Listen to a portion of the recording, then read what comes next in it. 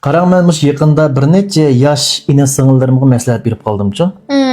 Bulardan menda o'rtaq bir masala ko'rilgan.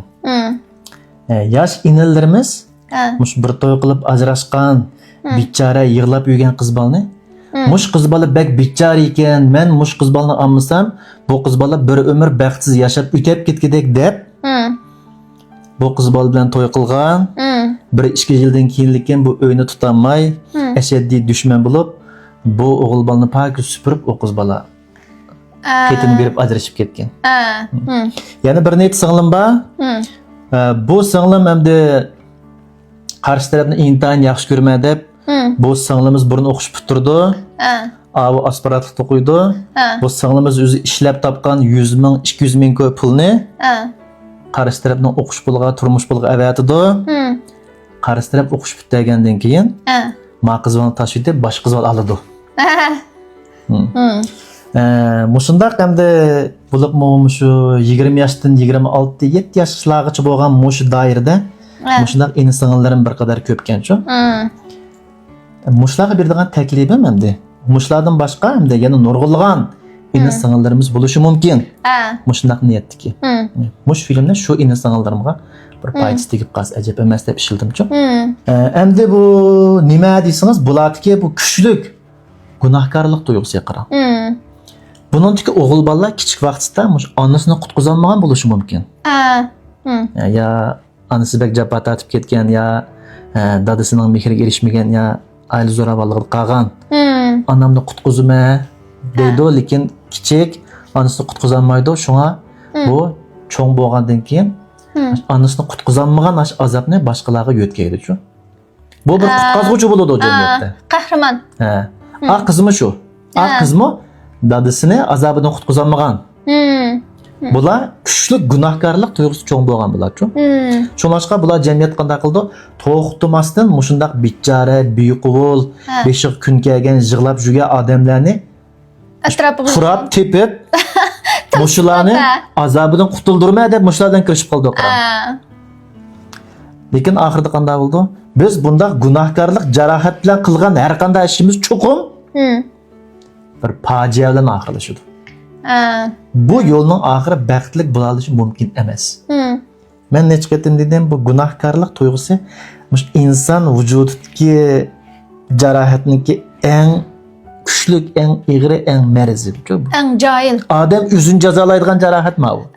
Haqni jazolasi inson yaxshi. O'zini baxtli o'g'il qo'ymaydigan. O'zi baxtsiz bo'lish orqali, o'zi fojiaga uchrash orqali o'zining gunohini jumoqchi bo'lgan bir ish-ku bu. Inalarimiz mush qizni men olmasam, baxtsiz bo'lib qoladi, bichora bo'lib qoladi.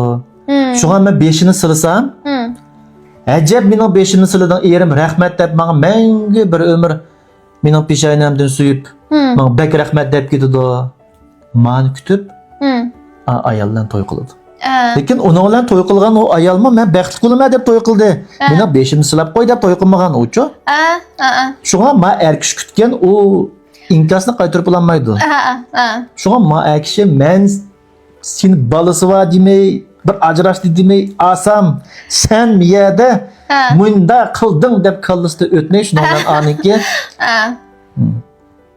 Ya endis qoladi bir yerda. Uni javob o'qib so'ylab. Kallasida o'tmak cho'libchi bu. Bir o'lab bir tiriladigan gap. Bu o'zining o'g'il do'stiga 100 ming, 200 ming o'qish pul to'lab, turmush pul to'lab, o'qitib, eng oxirida bosh xotnab bergan ma-sing'illarimizmi? Amaliyot o'xshashchi. Shunga biz ajrashgan ayollar bilan ya erlar bilan ya bo'lmasa bichara ya bo'lmasa azob yashayotgan odamlar bilan to'y qilsak albatta bo'ladi. Lekin bizning to'y qilishimizga sabab bu yerda nima bo'lish kerak? Muhabbat bo'lish kerak. Sen shuni yaxshi ko'rgan bo'lishing kerak. Sen shuningdan huzurini olgan bo'lishing kerak. Shuning yanida sening qalbing xotirjam bo'ladigan. Shunami? Andin o'ltirib bir ishlarni birga qila oladigan, bir niyat, bir maqsad bo'la oladigan bo'lishing kerak. Rahat bo'lish kerak. Unga birni bera oladigan bo'lishing kerak. Bu muhabbat-ku. Lekin ma'u gunohkorlik tuyg'usi kuchli inson-singillarimiz nima bo'lib ketib bardimiyada? Haqni qutqizib olsam.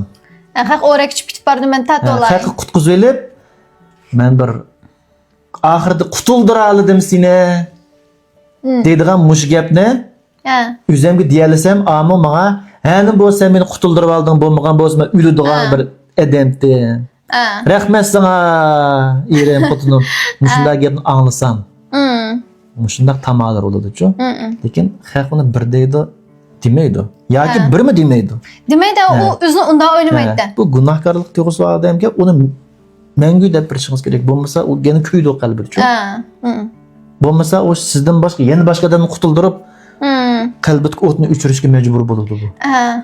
Shunga manda qilib men bir oliyjanob odam bo'laman degan amaliyotda bu yerda bu qalbidagi kichik vaqtsidagi shu qutuldiranmayotgan ota-onasiniki shu bolalarning tubiga yo'tkilib olganini bilish kerak. Ha. Buni bilgan amallikin, kerak ekan. bilgan amallikin so'slaydi-ku bu. So'slaydi. Ha.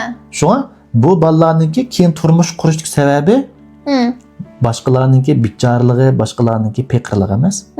Shu bolalarga, shu odamga bo'lgan muhabbati, huzuri bo'lish kerak. To'g'ri.